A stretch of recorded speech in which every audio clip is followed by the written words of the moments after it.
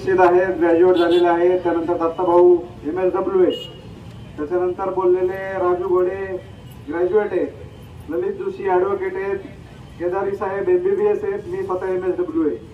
सांगायचं कारण हे, काल मुलाखत ऐकली की प्रत्येकाची लायकी काढत असतात आणि त्यामुळं आम्ही जे बोलते हे सगळे उच्च शिक्षित आहोत. आम्हाला समाजामध्ये काय चाललंय त्याचं भान आहे आणि अशा प्रकारची दडपशाही जर जुन्नर तालुक्यात होणार असेल तर त्याला इथून पुढे कोणी देख घालणार नाही या निषेध मोर्चाच्या निमित्ताने मी आश्वस्त करतो.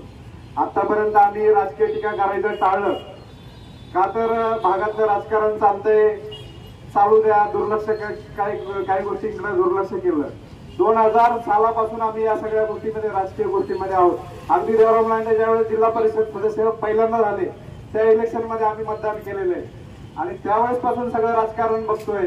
परंतु आम्ही काही गोष्टींकडे कान डोळा करत होतो की जाऊ द्या, भागातलं राजकारण चाललंय, चालू द्या, जशा पद्धतीने चालते. पण आज त्याची परिसीमा गाठली. संजय साबळे नावाच्या उच्च शिक्षित तरुणावर खोटा खंडणीचा गुन्हा दाखल झाला आणि काय भाषा, 1 लाख रुपये मागितली. आणि संजय साबळेला किती जण ओळखतात? आम्ही बघितले आंदोलनांमध्ये, वेगवेगळ्या आंदोलनांमध्ये त्याची भाषणं बघा, तरुणांसाठी त्यांनी केलेलं योगदान बघा. आणि तुमच्या 1 लाख रुपये तो विचारतो काय? त्याला अनेक नोकऱ्यांची संधी त्या ठिकाणी उपलब्ध आहे, तो तुमच्याकडे 1 लाख रुपये मागेल? अरे लाखो रुपयाची डील करणार आहे तुम्ही, वेगवेगळ्या इलेक्शन मध्ये पाकिटा घेणार आहे तुम्ही. आमच्यासारख्या आंदोलनामध्ये सहभागी असलेल्या तरुणांवरती सांगता 1 लाख रुपयाची पाकिटं घेतली. अरे तुझी 2000 पासूनची जर पाकिटं मोजली ना तर ही 5 कोटी रुपयाची संपत्ती कुठून उभं राहिले ते कळणार नाही. कशाला बोलायला होता? आणि दुसरी गोष्ट काय बोलला, त्याचे नक्षलवादाशी संबंध. तुला नक्षलवाद कळतो का?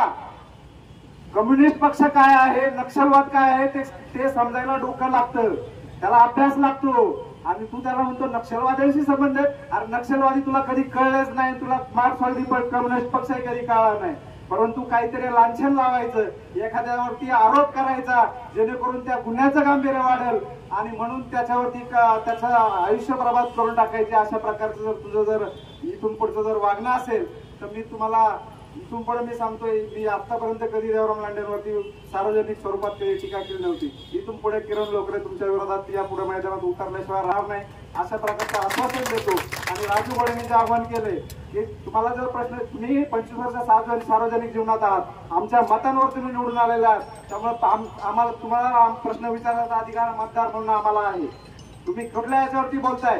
त्यांनी प्रश्न जे विचारले सामाजिक माध्यमातून, काय चुकीचा प्रश्न विचारलाय? मतदानाच्या आमदारकीच्या इलेक्शनच्या आधी तुम्ही लोकांकडे गोळ्या घेऊन फिरलात, 500 रुपये गोळा केलेत आणि निवडणूक झाल्यानंतर 2च महिन्यामध्ये तुम्ही लाखो रुपयाचा कार्यक्रम जुन्नर सारख्या ठिकाणी घेता आणि त्याच्यावर तरुणांनी प्रश्न विचारला, त्यांच्यावर खोटे गुन्हे दाखल करता. हा कुठला न्याय आहे? त्याच्यामुळं हा खोटारडेपणा तर आहेच. आणि त्याच्यामुळं तुम्हाला जर सामाजिक भान असेल, तुम्ही जर लोकांच्या 25 वर्षाच्या सार्वजनिक जीवनामध्ये जर तुम्ही त्या ठिकाणी निवडून आला असाल, त्याच्याबद्दल लोकांचे जर तुमच्यावर उपकार असतील असं जर मानत असाल तर तात्काळ संजय साबळेवरचा गुन्हा मागे घ्या, अन्यथा ही लढाई पुढे चालू राहील. आणि इथून पुढे जे काही राजकीय आहे ते आखाडा तो तुम्ही सगळेजण पहा, हे त्या ठिकाणी या निमित्तानं व्यक्त करतो. आणि संजय साबळेला जो गुन्हा दाखल झालाय त्याचा जाहीर व्यक्त करतो आणि त्या ठिकाणी थांबतो. धन्यवाद.